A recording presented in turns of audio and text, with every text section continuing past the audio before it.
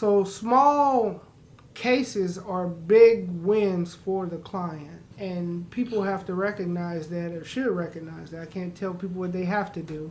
But I believe Yeah. it's something we all need to acknowledge, that when somebody's life and liberty is at stake, it's not just the guys who are looking at life without parole or 10, 15, Hmm. 20 years.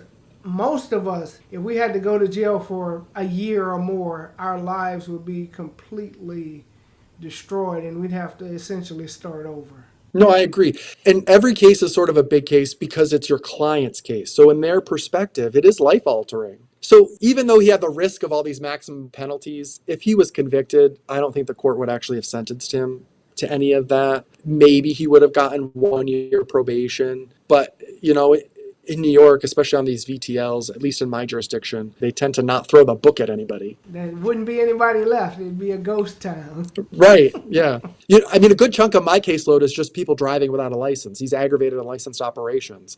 So it's all about trying to get them to clear up their license, and then, you can drive freely again. Which usually they don't have a license because they didn't have money. And now they have all these fines and other things they have to pay for. So they still have to live. They still have to eat.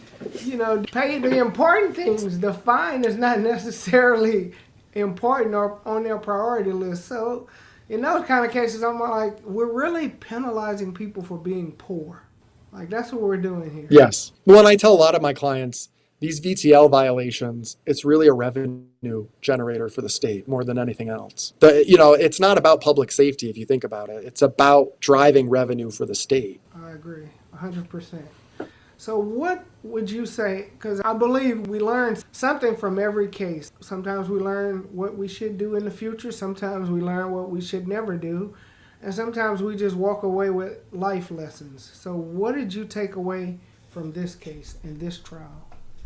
I think every case helps you hone your trial skills a little bit. You could have practiced for 30 years, but every time you do a trial, there's something unexpected that happens. So it sort of just helps you either be more flexible and be able to go with whatever pops up, or you learn a valuable life lesson. For me, I wish I had reviewed the body cam footage a little more closer. Even though I'd watched it like 8 times before the trial, I really didn't catch that second officer's statement until I was watching the footage at trial.